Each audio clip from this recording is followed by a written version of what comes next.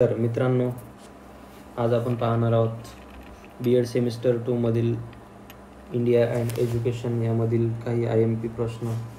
त्यातील एक महत्त्वाचा प्रश्न आहे, शिक्षणातील समता दर्शवणाऱ्या भारतीय संविधानातील विविध कलमांची चर्चा करा.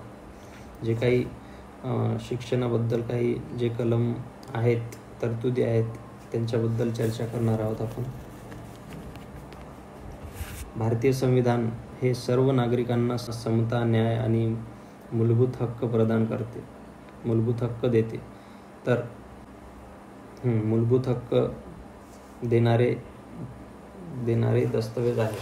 शिक्षण हा एक नागरिकाचा मूलभूत अधिकार आहे आणि शिक्षणात भेदभाव न करता समान संधी मिळावी हे संविधानाचे मुख्य उद्दिष्ट आहे.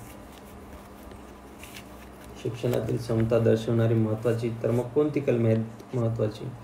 तर ते आहेत कलम 14, 15, 16, 21A, त्यानंतर 29(2). हे बघूयात आपण एकाएकानं. तर पहिली आहे कलम 14, समतेचा हक्क, राईट्स ऑफ इक्वॅलिटी. समतेचा हक्क म्हणजे समतेचा हक्क, एक समान, सर्व एक समान. हे कलम सांगते की कायद्याच्या दृष्टीने सर्व नागरिक एक समान आहेत. शिक्षण क्षेत्रात कोणत्याही जाती धर्म किंवा लिंग यावर आधारित भेदभाव न करता सर्वांना समान संधी द्यायला हवी, हे या कलममध्ये सांगितलेलं आहे. त्यानंतर आहे कलम 15, भेदभावावरील प्रतिबंध. तर या कलमानुसार राज्य कोणत्याही नागरिकावर केवळ धर्म, वंश किंवा जात यावर आधारित भेदभाव करू शकत नाही. उपकलम 4 नुसार मागासवर्गीय विद्यार्थ्यांना विशेष सवलती मिळू शकतात, ज्यामुळे शैक्षणिक समता साधता येते. त्यानंतर आहे कलम 16, सार्वजनिक नोकऱ्यांमध्ये संधीची समता, सर्वांना नोकरीमध्ये समान संधी मिळावी यासाठी ही कलम आहे. हे कलम शिक्षणास थेट संबंधित नसले तरी शिक्षणाच्या माध्यमातून मिळणारे जे नोकरी आहे, नोकरीची समानता आहे संधी, नोकरीच्या समान संधीचा आधार बनते. त्यानंतर आहे कलम 21A, शिक्षणाचा हक्क. या कलममध्ये 88वा संविधान दुरुस्ती अधिनियम 2002 नुसार समाविष्ट केली आहे. या कलमानुसार 6 ते 14 वयोगटातील प्रत्येक मुलाला मोफत आणि सक्तीचे शिक्षण मिळण्यास हक्क आहे. हे कलम शिक्षणात सार्वजनिक सहभाग आणि समावेशिता वाढवण्यासाठी महत्त्वाचे आहे.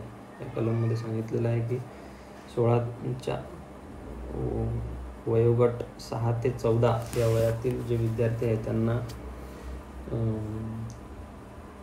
मोफत शिक्षण मिळाले पाहिजे आणि सक्तीचे शिक्षण मिळाले पाहिजे, यासाठी ही कलम बनवलेली आहे. त्यानंतर दुसरी कलम आहे 29/2, सांस्कृतिक व शैक्षणिक अधिकार. तर कोणत्याही शिक्षण संस्थेत प्रवेश घेताना फक्त धर्म, जात, वंश, भाषा या आधारावर कोणत्याही विद्यार्थ्यांना नकार देता येणार नाही. म्हणजे आपली जात, भाषा किंवा धर्म बघून प्रवेश नकारला जाणार नाही. कोणत्याही शाळेमध्ये म्हणा किंवा स्कूलमध्ये म्हणा प्रवेश नकारला जाणार नाही. हे कलम शिक्षणातील सार्वभौम समानतेचा पुरावा आहे. त्यानंतर दुसरी कलम आहे 46, कलम 46, राज्याचे धोरण, डायरेक्टिव्ह प्रिन्सिपल. हे कलम सांगते की राज्याने शैक्षणिक व आर्थिकदृष्ट्या दुर्बळ घटकांना, विशेषतः आदिवासी व मागासवर्गीयांना शिक्षणात प्रोत्साहन द्यावे, असं या कलममध्ये सांगितलेलं आहे. मग यावरून आपल्याला काय निष्कर्ष? भारतीय संविधान शिक्षणामध्ये समता, समावेशिता आणि भेदभावमुक्त प्रवेश यावर भर दिला आहे. वरील कलमांमुळे सर्व नागरिकांना शिक्षणाचे समान अधिकार मिळतात, जे एक प्रगत, सशक्त व न्यायी समाज घडण्यासाठी अत्यंत महत्त्वाचे आहे.